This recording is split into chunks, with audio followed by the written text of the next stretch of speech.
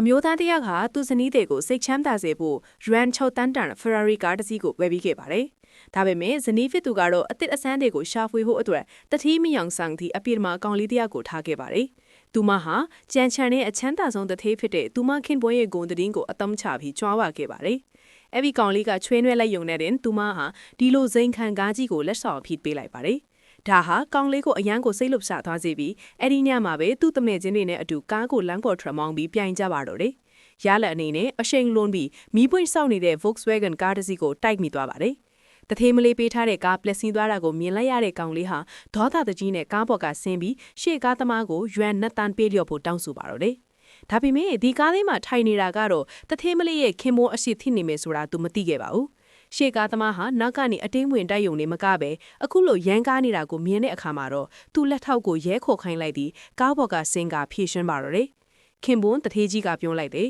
လူနဲ့အရန်ဒေါတာကြီးမနေနဲ့အောင်မင်းခုနကားပေါ်ကဆင်းချင်းငါကားတကားကိုကန်လိုက်တာကသူတစ်ပါးပင်စီကိုတမင်ဖြစ်စည်းတာပဲမင်းကိုထောင်ထဲထည့်ဖို့လုံလောက်တယ်နော်ကောင်လေးကပြောလိုက်တယ်ဟာငါကအဲ့လာလေးနားမလဲဘူးငါကိုလာပြီးတရားချမနေနဲ့ငါတိတာကငါမောင်းနေတာတန်းချီတန်းနဲ့ကားကြီးဆိုတာပဲငါကိုမြင်ရင်လမ်းဖယ်ပေးရမှာတငယ်ချင်းတွေကပါဝိုင်းရကြတယ်အဲ့ဒီချိန်မှာပဲလက်ထောက်မလေးကဒီကားရဲ့နံပါတ်ပြားဟာသူမတို့တထေးရဲ့နံပါတ်နဲ့တစ်ထက်ထဲတူနေတာကိုသတိထားမိသွားပါတယ်။ဒါနဲ့သူမလည်းတထေးကိုအဲ့ဒီအကြောင်းပြောပြလိုက်ပါတယ်။အစားကတော့တထေးဟာသူ့ဇနီးကကားကိုပြုတ်ပြင်းထိန်သိမ်းဖို့ပို့ထားရင်ဆိုင်ကဝန်ထမ်းတွေကခိုးမောင်းတာလို့ထင်နေခဲ့တာပါ။ဒါပေမဲ့ကောင်လေးကတော့ဒီကားကသူ့ကားပါလို့အပိုင်ပြောနေပြီးပိတ်ဆန်အမြန်ပေးဖို့ပဲအော်ဟစ်နေပါတယ်။ခင်ပွန်းတထေးကြီးကပြောလိုက်တယ်။ဒီကားကမင်းကားဆိုတာသိကြလို့လား။ကောင်လေးကပြောလိုက်တယ်တေးကြတာပေါ့ငါ့ကားပဲမဟုတ်ခင်မင်းကားလုခင်နေတာလားလက်ထောက်မလေးကပြောလိုက်တယ်ဒီကားကတကယ်တော့တထေးကတားလိုက်တယ်ကောင်လေးရဲ့တငယ်ချင်းကပြောတယ်ဒီကားကငါတို့တန်းငယ်ရီးစင်းကသူ့ကိုလက်ဆောင်ပေးထားတာ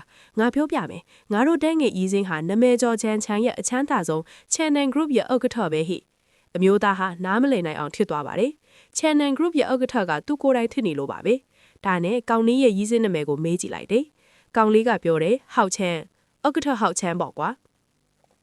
သူ့ဇနီးရဲ့နာမည်ကိုကြားလိုက်တဲ့အခါမှာတော့သူမနီးသူကိုသစ္စာဖောက်လိမ့်မယ်လို့မယုံနိုင်သေးပါဘူး။ကောင်လေးကသူတို့နှစ်ယောက်တွေ့လိုက်ထားတဲ့ဓာတ်ပွန်းကိုထောက်ပြလိုက်တဲ့အခါမှာတော့လက်တွေကိုလက်ခံလိုက်ရတော့ပါတယ်။သူဟာဒေါသတကြီးနဲ့ကောင်လေးကိုလက်ထွေးနဲ့တစ်ချက်ထိုးလိုက်ပါတယ်။ဒါကိုမြင်တဲ့ကောင်လေးကလည်းသူ့လူတွေကိုခေါ်ပြီးပြန်ချဖို့လုပ်နေတော့ရဲတွေနောက်လာပါတော့တယ်။ကားမတန်းတွေကိုစစ်ဆေးပြီးသွားတဲ့နောက်မှာတော့ရဲတွေကကောင်လေးမှာအပြည့်အဝတာဝန်ရှိကြောင်းနဲ့လော်ကြေးပေးဖို့ဆုံးဖြတ်လိုက်ပါတယ်။မလိုက်နိုင်ရင်ရဲစခန်းကိုလိုက်ခဲ့ရမယ်လို့ပြောတဲ့အခါမှာကောင်လေးကမတက်တာပဲသဘောတူလိုက်ပါတယ်။ဒါပေမဲ့သူဟာမကျေနပ်နိုင်ကြတော့သူ့ရဲ့ဥက္ကဋ္ဌရီးစင်းစီကိုဖုံးဆက်လိုက်ပါတယ်။ကောင်လေးက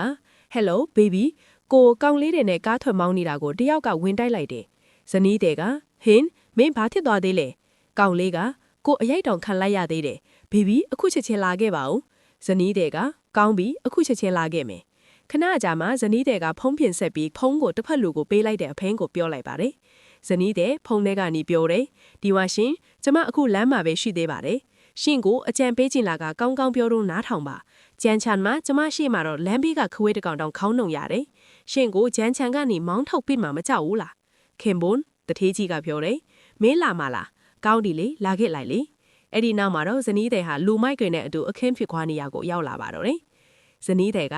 ဘသူများငါ့လူကိုထိရတယ်လေသူမရောက်လာပြီးခင်ပွန်းသူကိုမြင်လိုက်တဲ့အခါမှာအဆုံးသက်ကတော့ခင်ပွန်းသူနဲ့ထိုက်တိုက်တိုးသွားတဲ့အပိုင်လေးပဲ